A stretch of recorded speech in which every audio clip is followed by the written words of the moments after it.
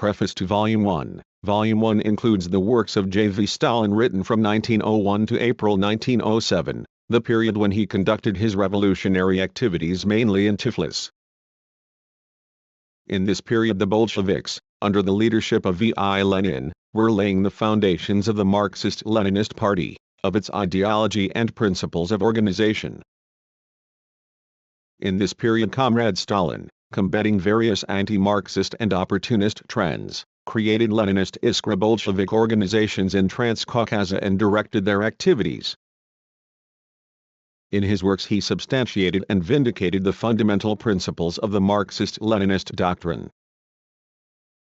Only a small part of J.V. Stalin's works included in Volume 1 were published in Russian. Most of them were published in Georgian newspapers and pamphlets. The majority of these appear in Russian for the first time. The archives of the Caucasian Union Committee of the Russian Social Democratic Labor Party, and some of the publications issued by the Transcaucasian Bolshevik organizations, in which works of J.V. Stalin were published, have not been found to this day. In particular, the program of studies for Marxist workers' circles and credo are still missing.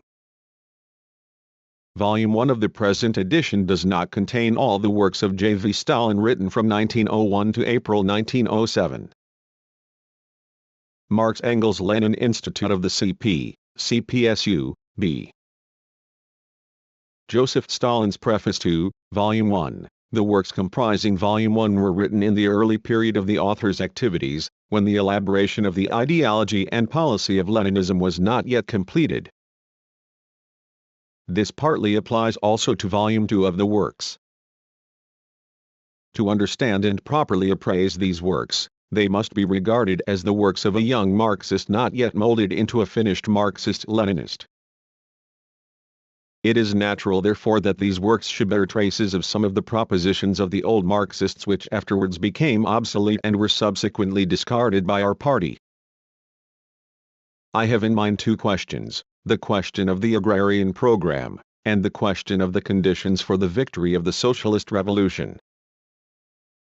As is evident from Volume 1, see articles The Agrarian Question. At that time the author maintained that the landlord's lands should be distributed among the peasants as the peasants' private property.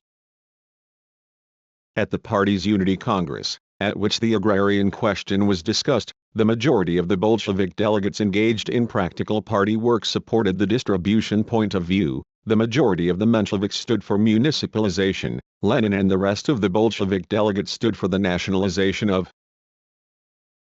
the land. In the course of the controversy around these three drafts, when it became evident that the prospect of the Congress accepting the draft on nationalization was hopeless, Lenin and the other nationalizers at the Congress voted with the distributors. The distributors advanced three arguments against nationalization: A. That the peasants would not accept the nationalization of the landlord's lands, because they wanted to obtain those lands as their private property. B. That the peasants would resist nationalization, because they would regard it as a measure to abolish the private ownership of the land which they already privately owned. C. That even if the peasants' objection to nationalization could be overcome, we Marxists should not advocate nationalization, because, after the victory of the bourgeois democratic revolution, the state in Russia would not be a socialist, but a bourgeois state, and the possession by the bourgeois state of a large fund of nationalized land would inordinately strengthen the bourgeoisie to the detriment of the interests of the proletariat.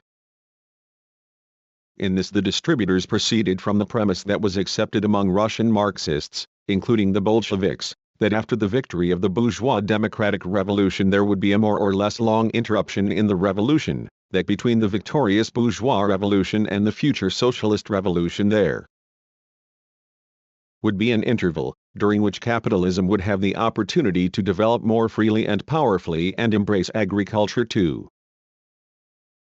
That the class struggle would become more intense and more widespread, the proletariat's class would grow in numbers, the proletariat's class consciousness and organization would rise to the proper level, and that only after all this could the period of the socialist revolution set in. It must be observed that the premise that a long interval would set in between the two revolutions was not opposed by anybody at the Congress.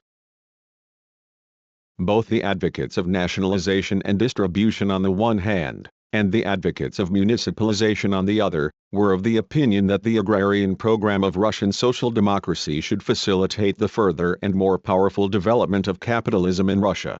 Did we Bolshevik practical workers know that Lenin at that time held the view that the bourgeois revolution in Russia would grow into the socialist revolution, that he held the view of uninterrupted revolution? Yes, we did.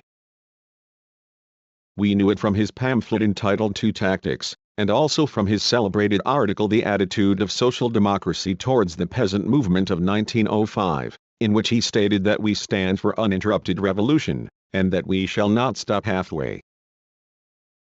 But because of our inadequate theoretical training, and because of our neglect, characteristic of practical workers, of theoretical questions, we had not studied the question thoroughly enough and had failed to understand its great significance.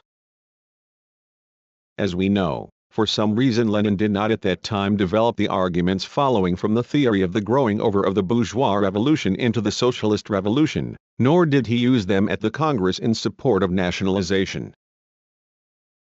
Was it not because he believed that the question was not yet ripe, and because he did not expect the majority of the Bolshevik practical workers at the Congress to be sufficiently equipped to understand and accept the theory that the bourgeois revolution must grow into the socialist revolution, that he refrained from advancing these arguments?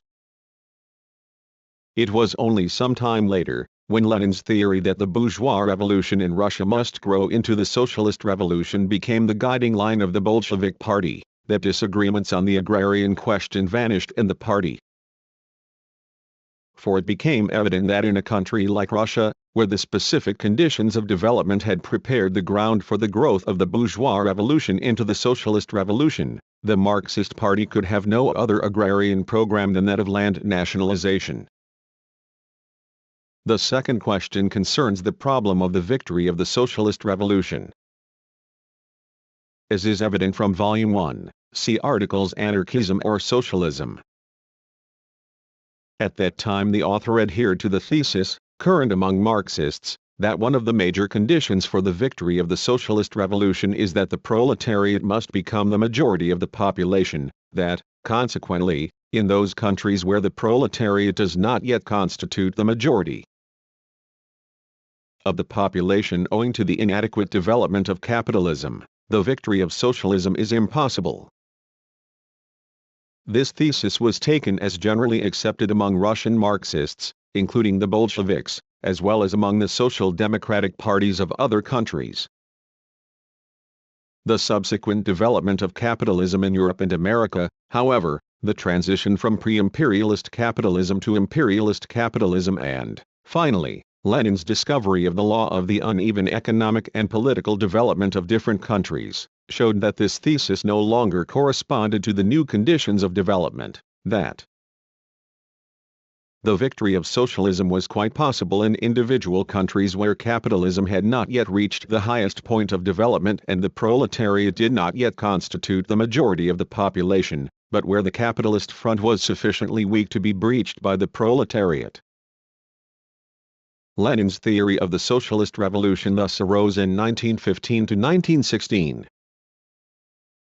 As is well known, Lenin's theory of the socialist revolution proceeds from the thesis that the socialist revolution will be victorious not necessarily in those countries where capitalism is most developed, but primarily in those countries where the capitalist front is weak, where it is easier for the proletariat to breach that front, where capitalism has reached, say, only the medium stage of development. This is all the comment the author wishes to make on the works collected in Volume 1. J. Stalin, January 1946, 1901-1907. From the editors. 1. Convinced that for intelligent Georgian readers the publication of a free periodical is an urgent question. Convinced that this question must be settled today and that further delay,